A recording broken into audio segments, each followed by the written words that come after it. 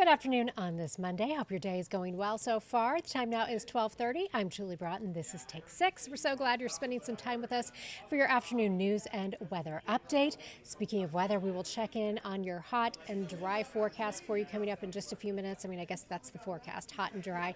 But I will tell you when we have the chance of squeezing out a few isolated showers, that's coming up. But first, we start today with some breaking news out of Orlando International Airport. Check out this video just into our newsroom. This shows a Delta jet catching fire on the tarmac. It happened just before noon today. Now, there were 200 people on board. They were all evacuated successfully with no major injuries. Then they were taken back inside the terminal. You can see them there evacuating that plane on the slide. The FAA confirmed the flight was headed to Atlanta from Orlando and confirmed it as an Airbus A330. In a statement to News 6, Delta said, quote, "We appreciate our customers' cooperation and apologize for this experience. Nothing is more important than safety, and Delta teams will work to get our customers to their final destinations as soon as possible," end quote. And we'll bring you much more on this investigation as it develops on air and online throughout the day. Today, the world's 1.3 billion Catholics are mourning after the death of Pope Francis earlier today. CBS News' Jared Hill shows us how the faithful are honoring the pontiff's legacy while the College of Cardinals gets ready to elect a new pope. Bells tolled throughout St. Peter's Square in Vatican City as mourners gathered to remember Pope Francis. It's a very sad day for the Roman Catholic faith.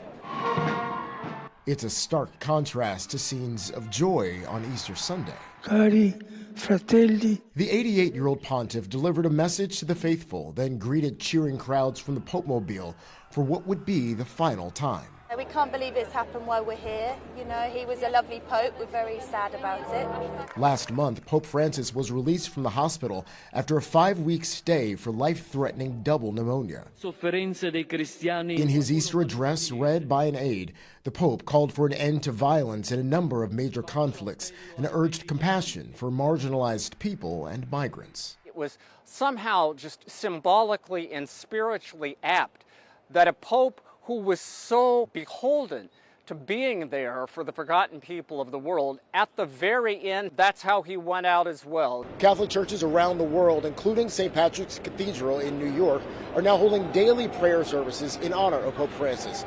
He earned the name the People's Pope during his 12 years leading the church. He was trying to allow people to feel included more, to give hope and more compassion. He just didn't tolerate anyone who felt that they were superior to anyone else or that they were better than. This evening, Vatican officials will preside over a solemn ritual, placing the Pope's body in a coffin, which will eventually be placed at St. Peter's Basilica. Pope Francis will lie in state there for several days before his funeral. Jared Hill, CBS News, New York. The death of the Pope is impacting Catholics all over the world, including right here in Central Florida. News 6's Mark Lehman is at a mass in downtown Orlando, where folks are honoring the religious leader.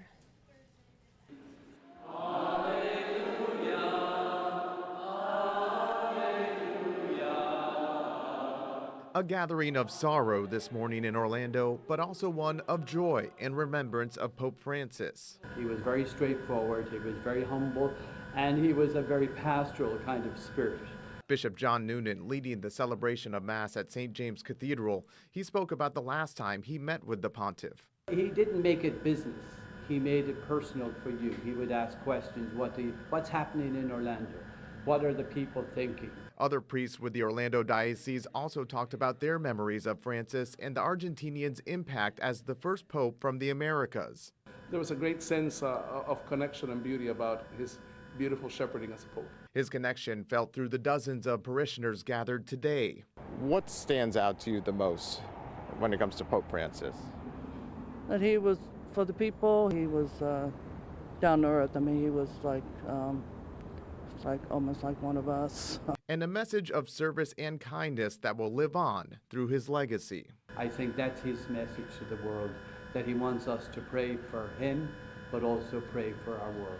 So now the Catholic Church is in a period of mourning, and Bishop Noonan says during that time he hopes everyone will come together in the spirit of Pope Francis, remembering the lessons he taught during his life, Now the church looks forward to selecting a next pope, which that process will likely begin in the next few weeks. For now, reporting in Orlando, Mark Lehman, News 6. And while the morning begins for Pope Francis, many people are wondering what comes next. We have a lot of information for you on the process of electing a new pope, as well as stories about Pope Francis's legacy.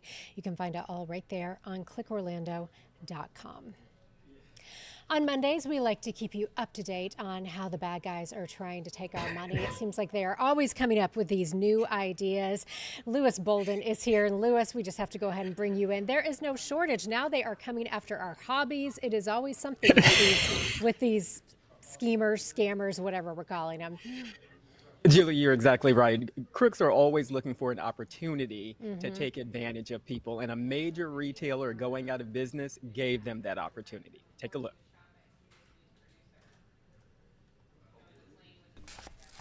For those who like crafting and sewing, Joann Fabric and Craft Store going out of business means deep discounts. But buyer, beware. What do you see? Unfortunately, scammers are taking advantage. Holly Sammons is the CEO of the Better Business Bureau of Central Florida. She says scammers have created fake websites like this one to look like Joann with up to 90% off. Consumers order from these sites and never receive a thing. Consumers are reporting that once they reach that site and they see those prices, they are finding out the hard way that it's not the legitimate website. More than 200 consumers have reported on the Better Business Bureau scam tracker. This person lost $256. This one lost $100. And this one lost $1,300 after the debit card they used on the fake site was hacked. The ads leading to the fake sites are circulating on social media. You see a click to go to a website and there's the availability to purchase. Right now, there is no way that that is legitimately Joann's Fabric. It is, it is a spoofed website. Because Joann has now posted on its real website to beware of fake websites, saying as of March 5th, purchases on their site have been disabled. Now you can only buy their products in stores. Remember, don't fall for the scheme, don't get ripped off, but if you do, email me at lbolden@wkmg.com. I'm Lewis Bolden, News 6. So, Julie, you can see a lot of people have fallen for that. 200 people reported on the Better Business Bureau scam tracker, and those are just the people who reported it. So, the number of people who actually fell for it is much higher than that. Lewis, this is exhausting. It seems like no matter what you try to do, you're at risk of losing money. I know. There is so much we have to be concerned about, and that's why we do this weekly, because there are so many schemes out there. But the bottom line with this story is if you see these links are going around on social media. So if you click on something and it takes you to a Joann website, you know now that that is not legitimate. It is totally fake, and they will only take your money and you won't receive anything. So don't fall for the scheme. Don't get ripped off. But if you do, email Lewis. Email me at lbolden@wkmg.com. And I know your inbox is always full. And you may have said it in the story, so I apologize if I missed it. If you look in the bar after you click on these links, does it still say Joann or does it say something else? No, it still says Joann. They're totally spoofed sites, but you can't. Joann has put on their website now that you cannot purchase from them online. The only way you can get their products now is to go into a brick and mortar store. So if you see a website that says Joann, it is not legitimate. Oh my goodness. Okay, Lewis. Like I said, I feel like I need a nap every Monday after all of this, but I'm so glad that you are telling us what's going on because these bad guys are creative. Yes, I got to keep you informed. There's a lot of schemes out there. All right, Lewis, thank you so much. Sure. We are going to take a short break, and when we get back, we'll have a check of your forecast. I know a lot of us are really hoping for some rain. Unfortunately, we don't have any significant rain in the forecast. And we're also going to check in with News 6 anchor Bridget Ellison. She has been doing a series shining the spotlight on Black maternal health and some issues that specifically face Black mothers. So we will talk with her more about that coming up in just a few minutes. We'll see you in about 2 minutes.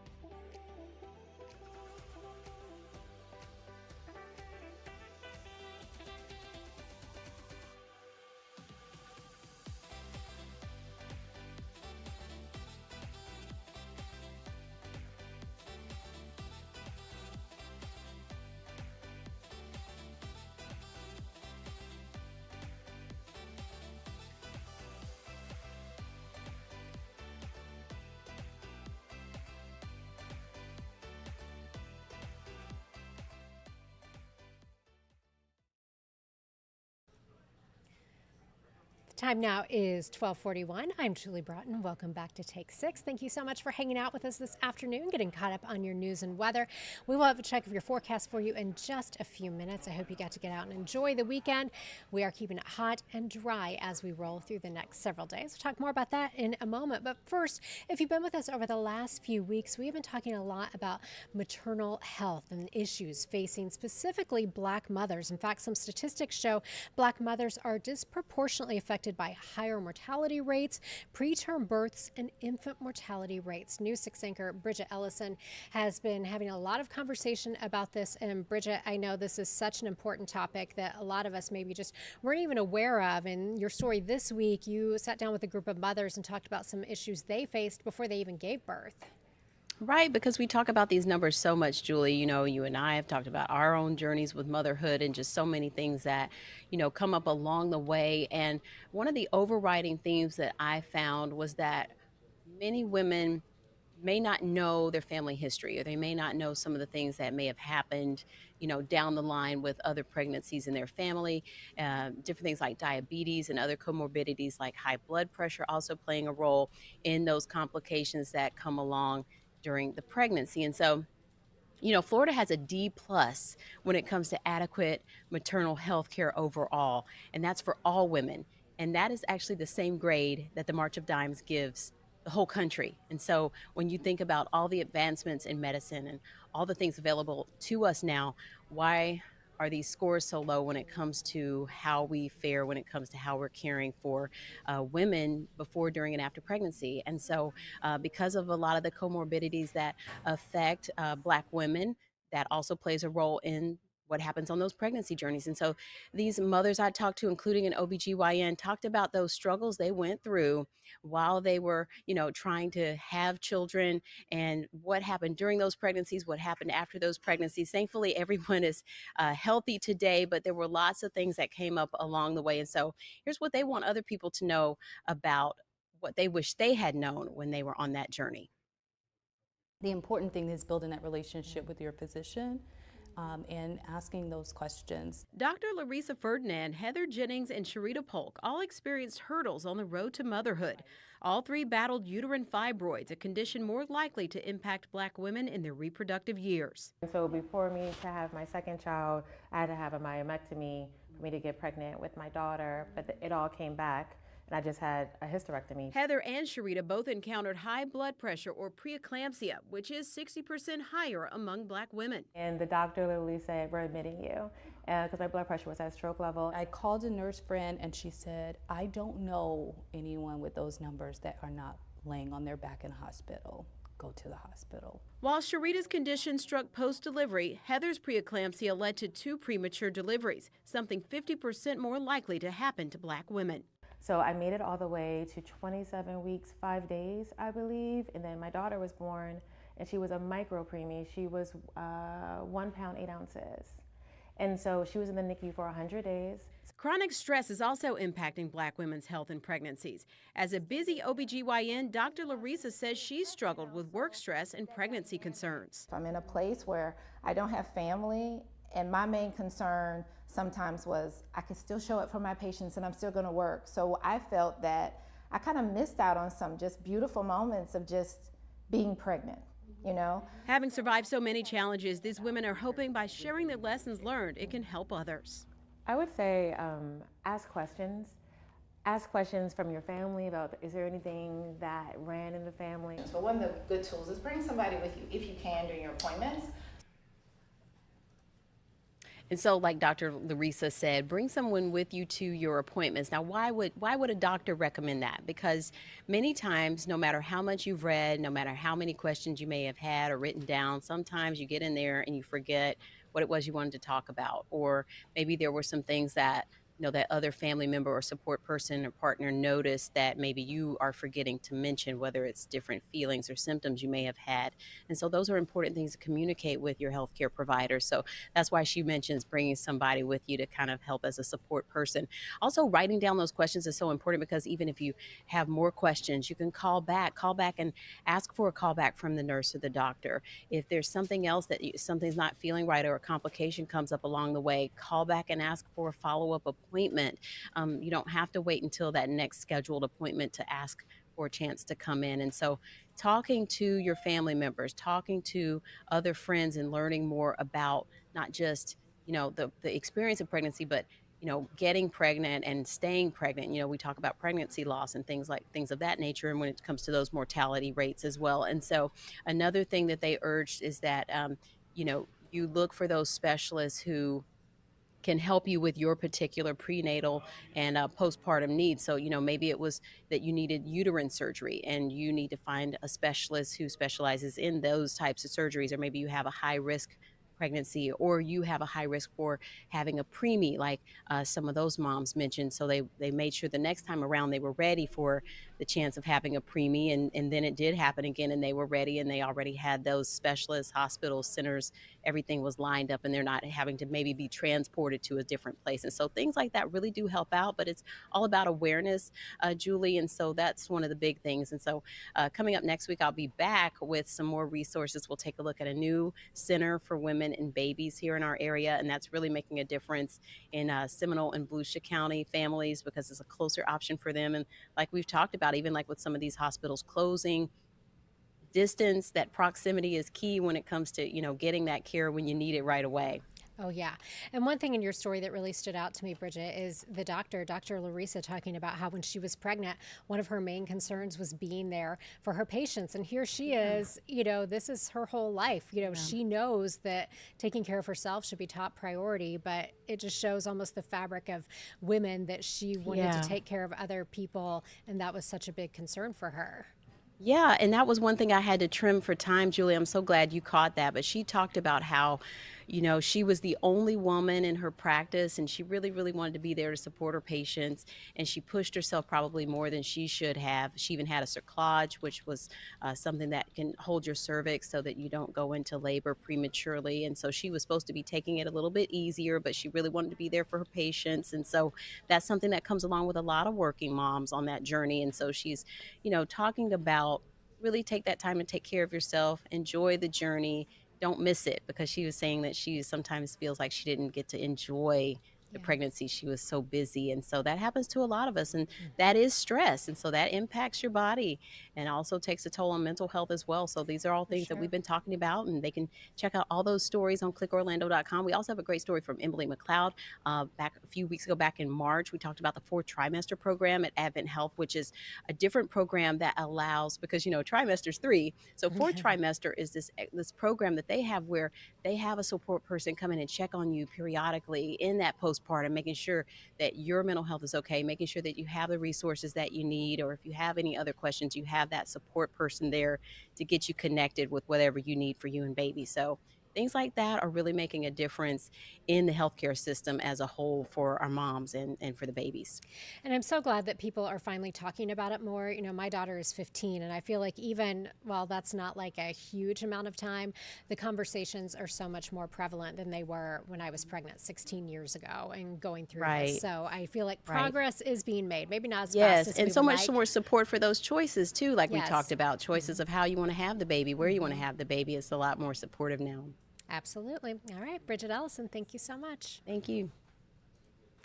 Let's get a check of your forecast. If you've been outside today, it's a little on the toasty side. Actually didn't feel too bad out there this morning, but along with the beautiful blue sky, a lot of us are seeing is that risk of fire. Now, we don't have any red flag warnings in place today, but we still have those burn bans in place for all of the counties you see shaded in red, and these are up until further notice. That includes Volusia, Seminole, Orange, Lake, and Polk counties, and so we'll continue to get new drought numbers throughout the week, but again, some of us are in severe drought situations, including Volusia County through much of Lake County, parts of Marion County, and a lot of Sumter County, and we just don't have any significant rain in the forecast. Here's what the radar looks like as we are sweeping out right now. No surprise, no rain out there to track for us. We may squeeze out a few showers on the coast by the end of the week, but overall, the rain chance is looking pretty dismal for the next several days. Right now, we are sitting at 81 in Ocala. If you're in Leesburg, you're at 80, 82 in Cocoa Beach, and 82 as well in Palm Coast. We do have a sea breeze set up today, so a little bit breezier along the coast. We're looking at winds gusting around 10 to 15 miles per hour for our coastal communities. Here's a look at the southeastern United States. We've had a big area of high pressure in control of our weather. That is going to remain in control. And remember, with high pressure, we typically talk about subsiding air, really tranquil weather. That clockwise circulation around that high pressure is bringing us winds out of the east, so a little more humid than we've seen the last few days. That front you see off to our west, that is not going to make it into central Florida, so that will not bring any rain for us. Satellite and radar for us taking you through the afternoon hours. At times we've seen a mix of sun and clouds, and that will be the case throughout the day. Taking you through the afternoon into the evening for your Monday, stopping the clock at 7. Maybe see a little bit of a sea breeze setting up, but not enough moisture for that to squeeze out any showers.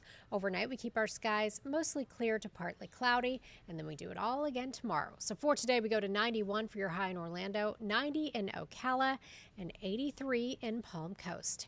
Here's how it looks for the next 7 days. We keep it in the low 90s. Normal high this time of year is right around 84, 85 degrees. Overnight lows stay mild in the mid to upper 60s. And we're bringing in a 20% chance of rain in the forecast on Sunday as a front moves in. Some of the models are suggesting we could see a few coastal showers on Friday. We will talk much more about this starting on News 6 at 4. We're so happy you spent a little time with us today. If you have any questions or comments for us, head to clickorlando.com/take6. We appreciate you stopping by, and I'll see you at 4.